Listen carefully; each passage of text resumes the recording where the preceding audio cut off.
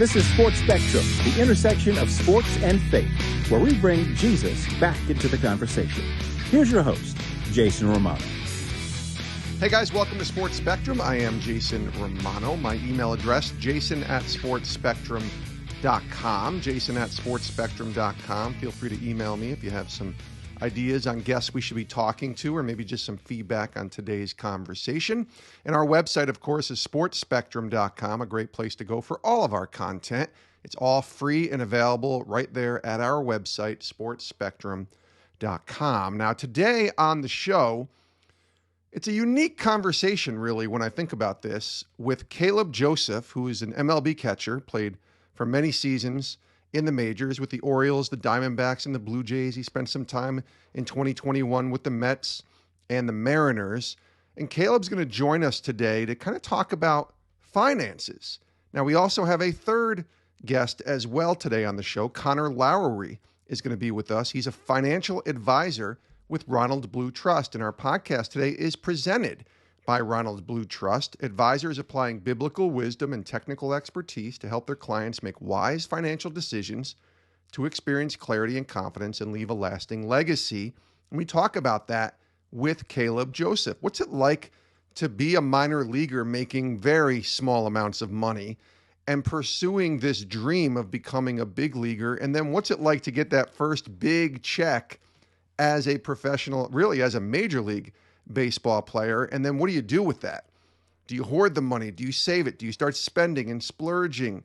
This is a really fascinating conversation on the finances of a professional baseball player. And then Connor Lowery from Ronald Blue Trust offers a third voice to provide some encouragement and how we can all better steward our finances as well. I love this conversation. Connor Lowery from Ronald Blue Trust and Caleb Joseph, Major League Baseball catcher, are our guests today on Sports Spectrum.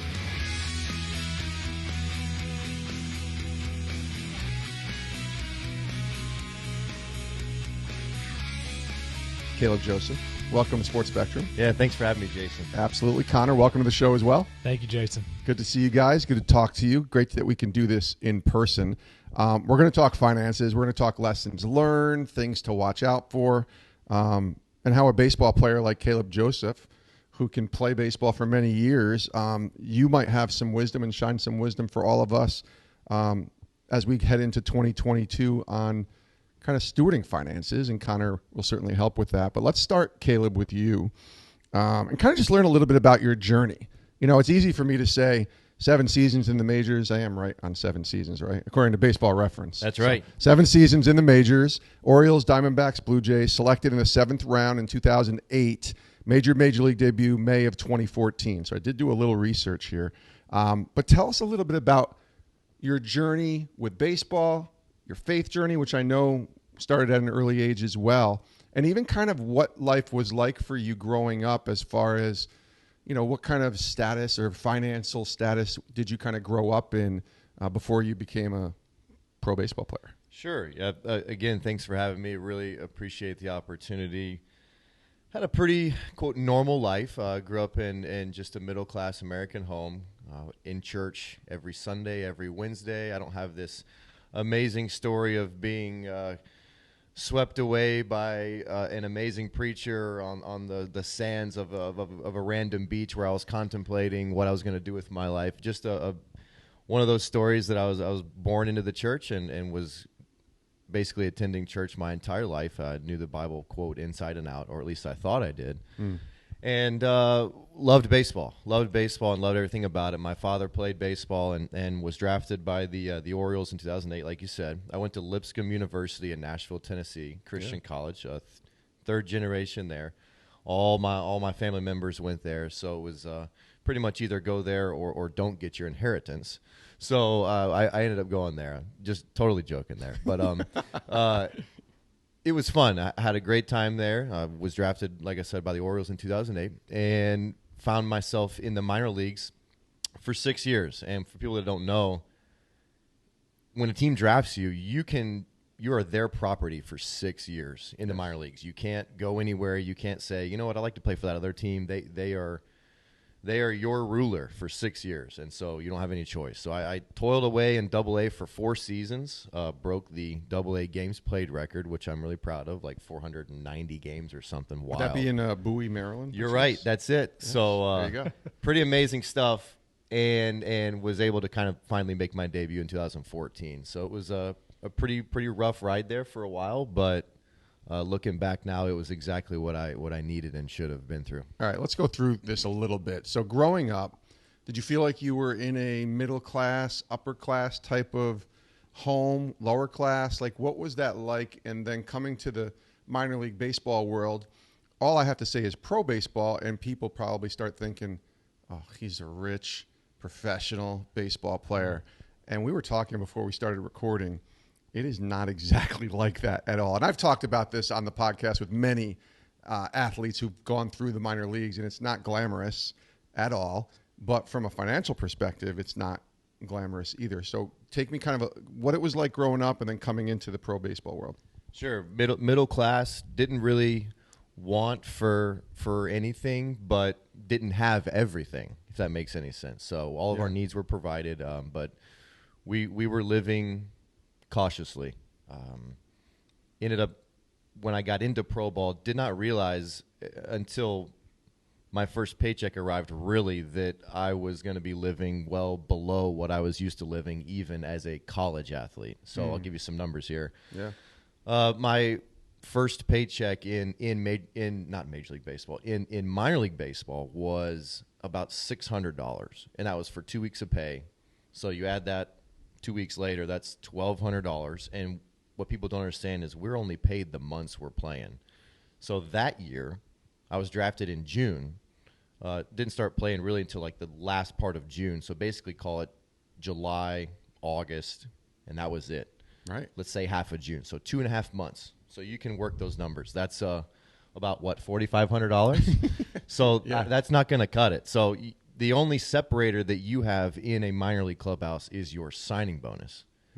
And once you get in, you're all making the same. Again, like I said, until that 6th year. So you're making nothing.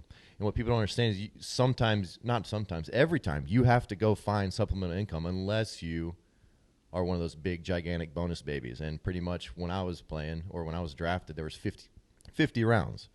And the first 5 were pretty much taken care of. Everybody else underneath, good luck. So you go right into finding how am I going to make this work, and how am I going to do that? It's going to take the form of various different jobs, landscape jobs, working for different companies, and you learn really quickly that this is a dream you're really trying to chase.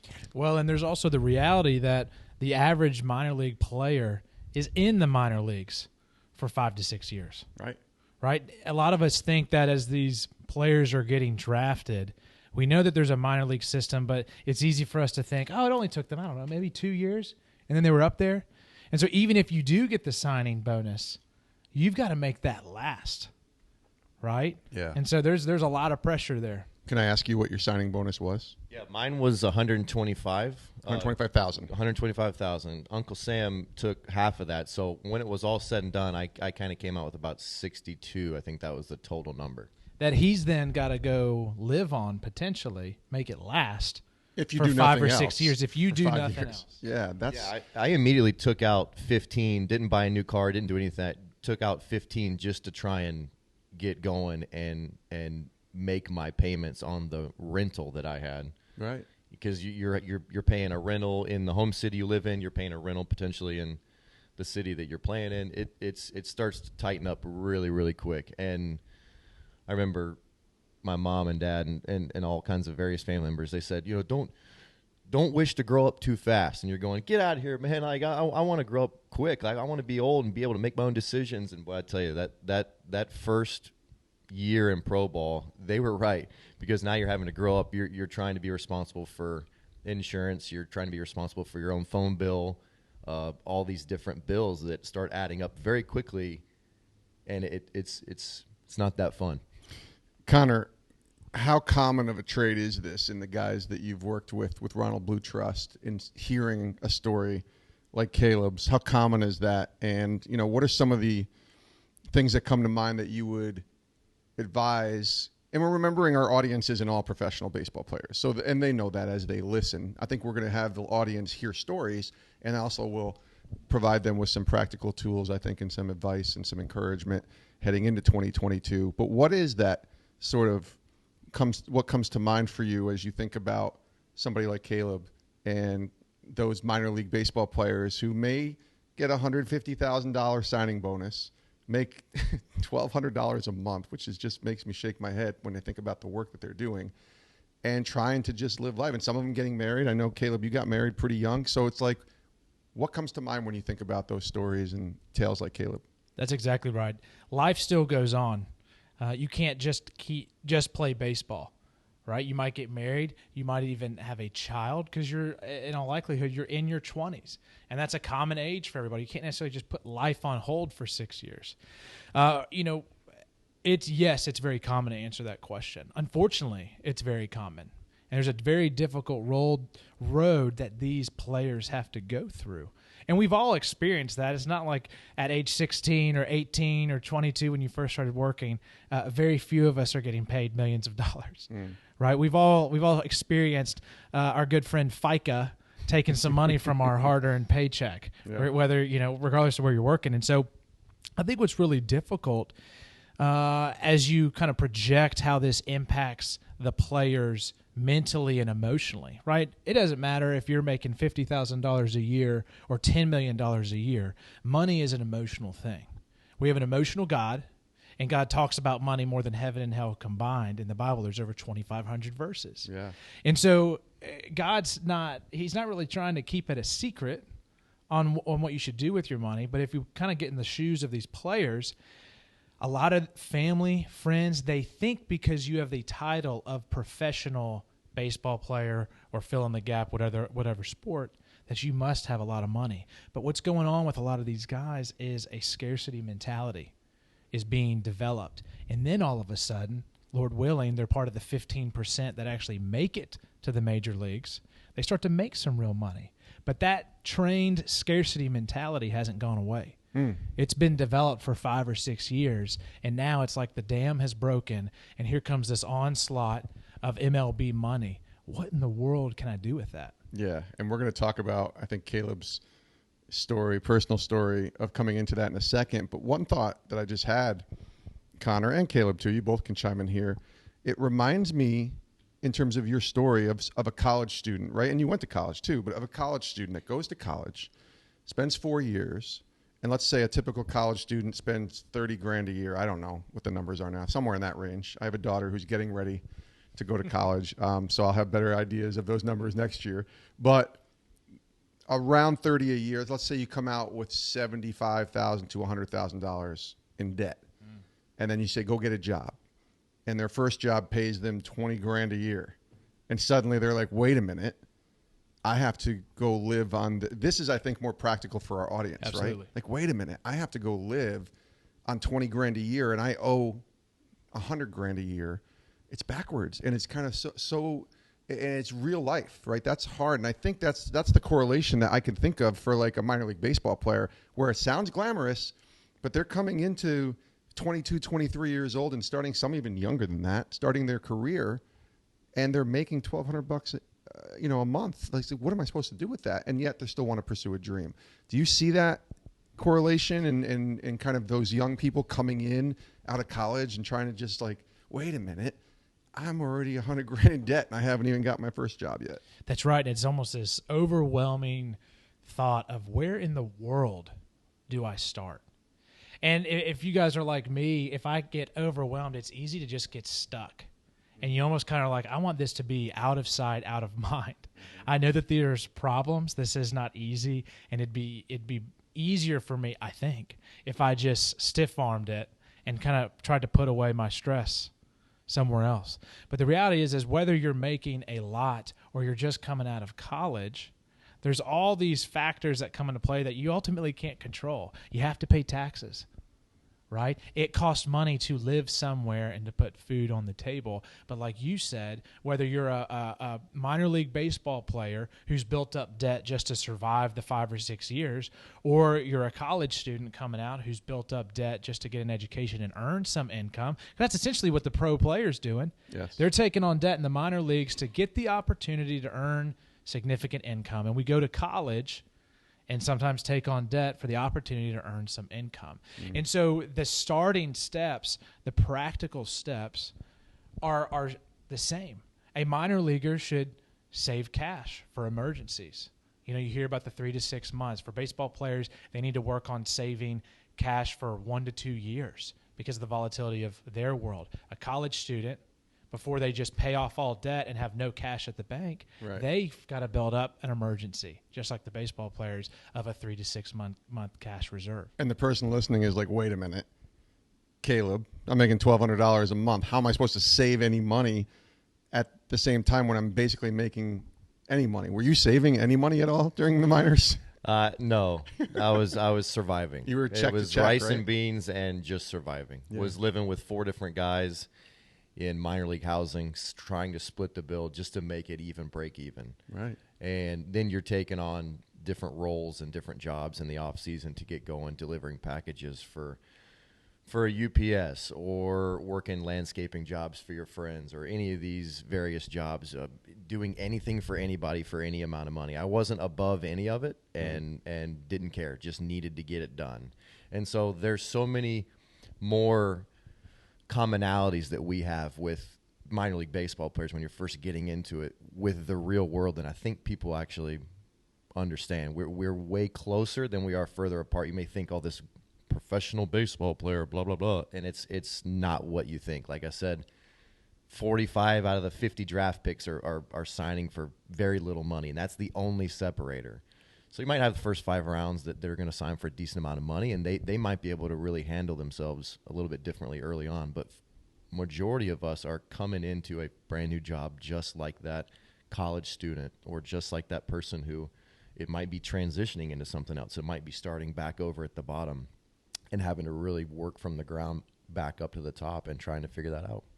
Well, and I think what it ends up doing is regardless of what you're moving into, pro sports, or teaching at an elementary school, is you're pursuing a passion. Hopefully you have that opportunity to pursue a passion, but all of a sudden you realize money's tight and this life is expensive, because you don't get exposed to that when you're 8 years old all the time. Not everybody. And so I think what's difficult about money is our human nature is to chase more money and assume that money will give us our self-worth, will give us contentment. You know, how many times have we all thought, man, if I just get that next raise, my problems will be solved. And so in these really tight moments, whether a minor leaguer just coming out of college or whatever situation you might be in, you can find yourself asking the question, does God even care? Does he even care about me? Am I willing to believe the scripture in Psalm 24:1 that God owns it all? Whether I have little or have much, do I believe that God even cares? We're so glad to have you joining us here today on Sports Spectrum. Today's show is presented by Ronald Blue Trust. Advisors with Ronald Blue Trust apply biblical wisdom and technical expertise to help their clients make wise financial decisions and experience clarity and confidence and leave a lasting legacy. And Connor Lowery is here with us today, financial advisor with Ronald Blue Trust. And we have Caleb Joseph as well, 7 years in the majors as a catcher. And that's where I want to kind of go, Caleb, is, you know, you explained kind of what it was like in the minors. Doesn't sound fun, doesn't sound glamorous, but you're chasing that dream, and you get selected in 2008, and it's not until 6 years later until you get your opportunity and you make your Major League Baseball debut May 7th, 2014. Before we get into sort of that first Major League Baseball check and you look at it and you're like, whoa, I'd just love to hear your story of your debut, finding out that you were going to make the show, get that opportunity, and get in that first game. Well, I'm glad you asked that. We have quite a hilarious story, to be honest with you, and it actually does relate to money. There you go. Coincidentally, I was in Norfolk, Virginia, finally made it to AAA, like I was telling you earlier, spent 4 years in AA, finally got to AAA in 14, and AAA was my big leagues at that point once you spent that much time in AA. And I was just thrilled to be there, just totally thrilled. And out of nowhere, manager comes over and says, hey, you're flying to Tampa, and don't know what's going on right now, but you might be activated, you might not. We don't know, but fly to Tampa. And I initially was filled with fear because there was a guy on our team that had been trying for 3 years to get back to the big leagues, and his story was that his manager told him the same thing. He flew down there, did not get called up, was sent back, and that was the closest he ever got to the big leagues. So now I'm immediately panicked with fear, going, this is not going to be my story. If I'm going down there, I'd better be activated. And of course, it's totally out of my hands. But I get to the hotel, and it's about 2:00, and long story short, the traveling secretary said, hey, I'll give you a call around 5 if you're going to be activated or not. And if you know anything about baseball, those numbers don't add up. Baseball players are usually at the field by 1, 2, 2:30 at the latest. So if you're going to call me at 5, that's going to be a phone call saying, hey, we're all good. We thought we had a need, but we don't. I went to the restroom, and as I'm going to the restroom, my phone is ringing. I just left this guy 45 seconds ago. Wow. And my phone's ringing, and pick it up, and he says, hey, get over to Tropicana Field. You are going to be activated. So my life immediately was changed forever at that moment. The funny thing and how it relates to money was, as I was called up, my wife was in Norfolk still. She wasn't traveling on the road. We were in Louisville, actually, at the time with the team. She was panicking, thinking, I've got to get to Tampa to see you, to be there, my wife. We only had $900 in the account. The only ticket from Norfolk, Virginia to Tampa, Florida was a first-class $1,400 ticket. There was one ticket left, and I'm going, these numbers don't add up. And I don't buy that ticket. Yes, and I don't know. These numbers don't add up, and I don't know if I'm going to be activated or not. This was before I had gotten the phone call. So you talk about sweaty armpits and sweaty palms. I had no idea what to do because I'm not about to buy a non-refundable $1,400 first-class ticket for you to fly down here to then follow me right back to Norfolk. And I'm panicked. I am absolutely panicked, and I had no idea what to do. And by the grace of God, they called and said I was going to go straight to the big. I was going to be activated. And so within seconds, I called my wife, get the ticket, and she is running to the airport. We had pushed it to the 9th hour, right? And she is literally the last one on the plane with a $1,400 air flight. And what I didn't know at the time was when you get your first call up as part of the CBA, your wife gets a free flight to the place you're going to. So, of course, at that point, it doesn't matter because you're in the big leagues, and hopefully you're going to start making decent money. But that flight was totally taken care of by the team, and I had no idea. Wow. So, wild story. Did you have to keep the receipt and send it in? Hey, here's a first-class ticket receipt. Trust me, I had the receipt. I had 4 copies of it. What was that game like, that first time you put on a uniform and you're playing in the big leagues? It had to be a pretty cool experience. I always like asking that question because that's every kid's dream that has ever played Little League Baseball or even a higher level, is to think about playing in the big leagues, not just playing pro baseball or college baseball, but that moment. What stands out for that day? An amazing memory, really, and it goes back to my faith in Jesus. At that point, I had really been struggling through those months in AA, trying to figure out, is this what I'm supposed to do? Should I keep doing this? And I had an incredible mentor, Ben Zobrist. Yeah. And Ben Zobrist was pulling me under his wing at that point and really, really showing me and pumping confidence into me and breathing life through Jesus into me. And the irony of that is that I'm in Tampa, it's 2014. My first moment on a baseball field, because I was hitting 9th, we're on the road. So obviously we go 3 up, 3 down. So my first moment on a big league field is at the plate because I'm a catcher. And for some reason, Ben was leading off that game. And so my first interaction and my first moment in the major leagues is with Ben Zobrist, and he taps me on the leg guard, and he says, "How great is our God?"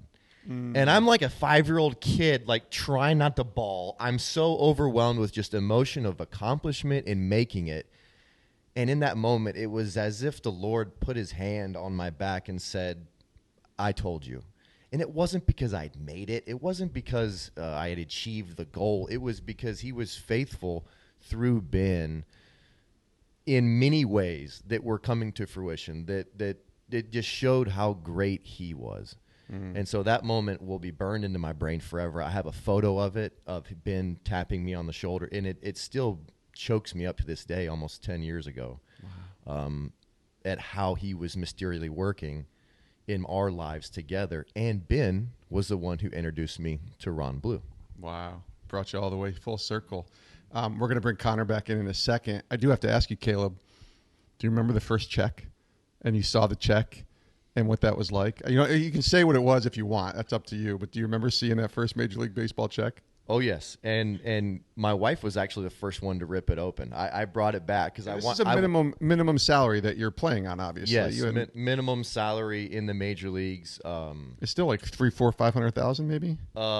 At that time, the minimum salary for me was like $505,000. Okay. That's a lot of money. Prorated. Yeah, $500,000. I mean, it's a lot. It's a lot of money. And I brought it back wanting to open it with my wife. So 2 weeks in the big leagues, I think was, what was it, 21,000? And that was, oh my goodness, that was, what was that, Connor? 3 years of major league salaries. I mean, yeah, it was a couple years worth of minor league. When you think about, remember the math that he was doing. That's right.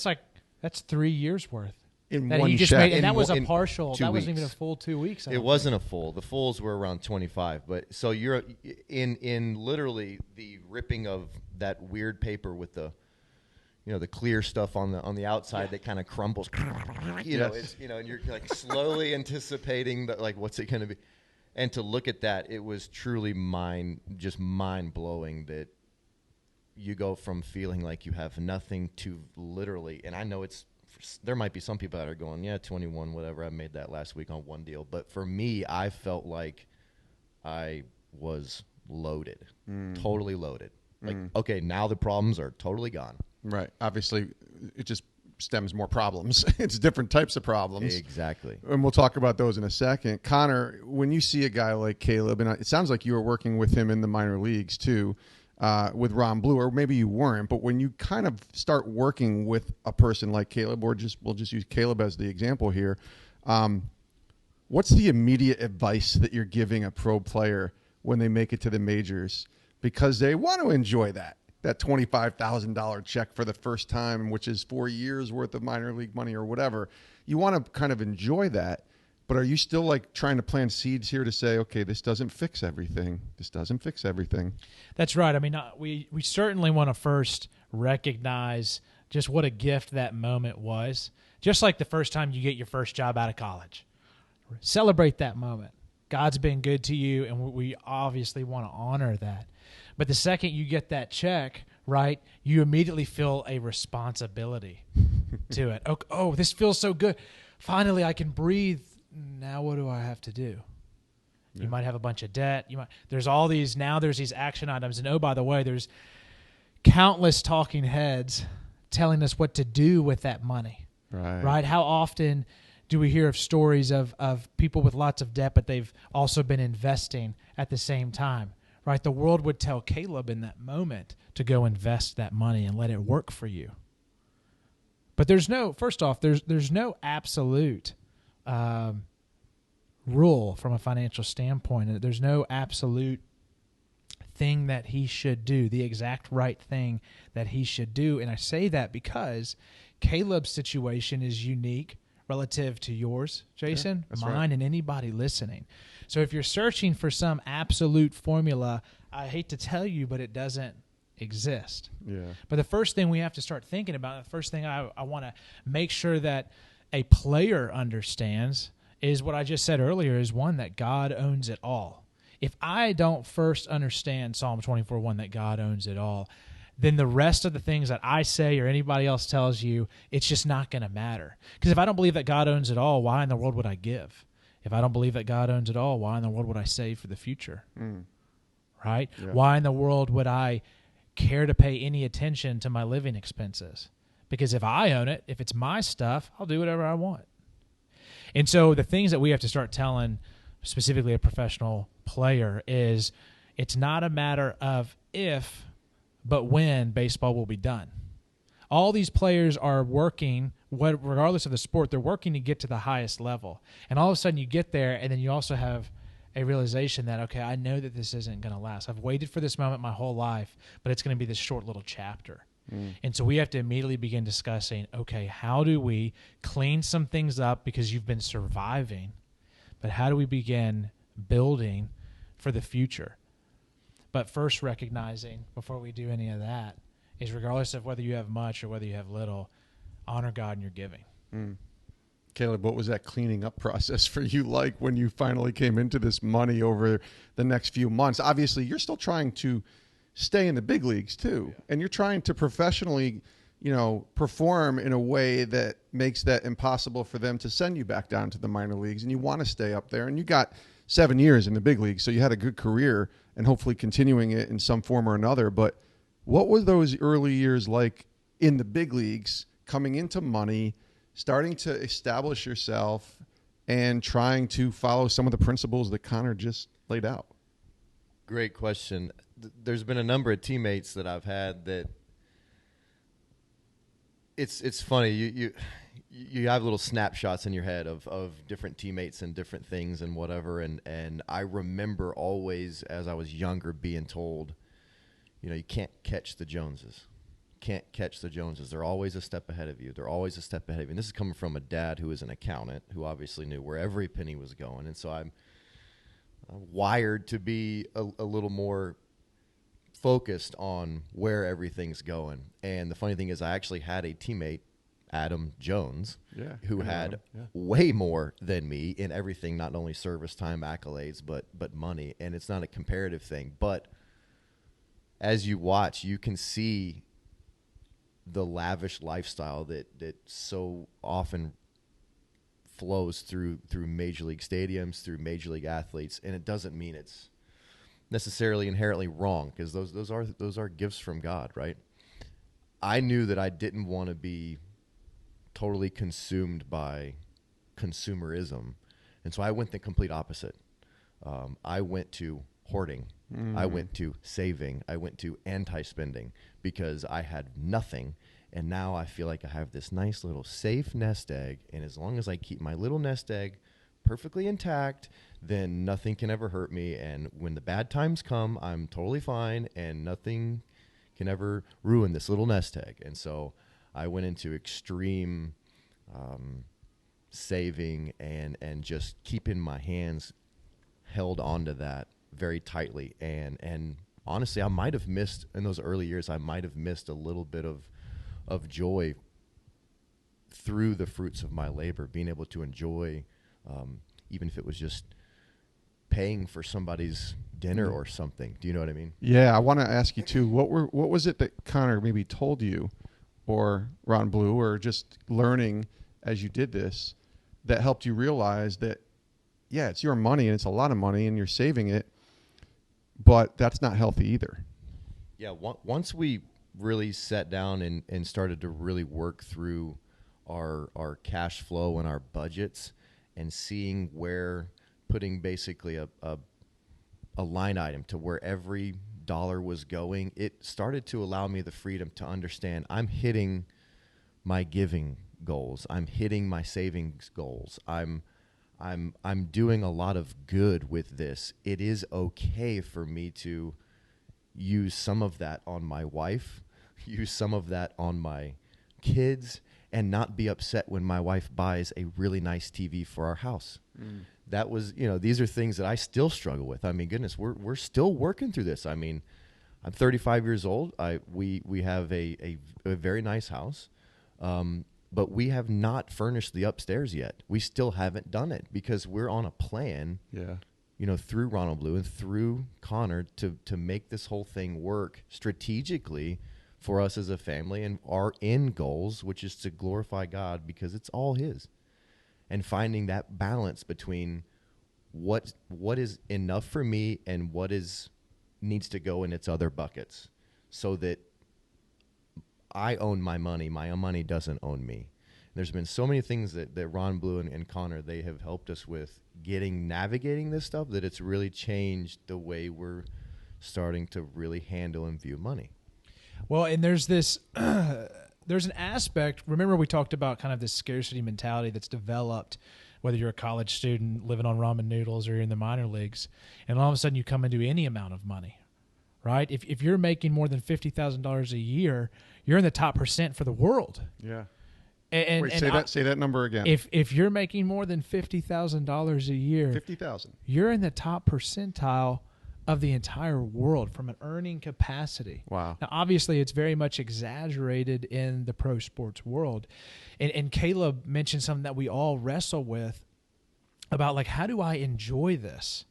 Okay. I see other people spending money, and it looks like I think they're kind of enjoying it. I don't always know what's going on in the hearts and minds, but we oftentimes we either fall into two categories, and oftentimes they're extremes. I'm either so tight that I'm squeezing it and I'm not enjoying anything about it, which can negatively impact a spouse or family or friends.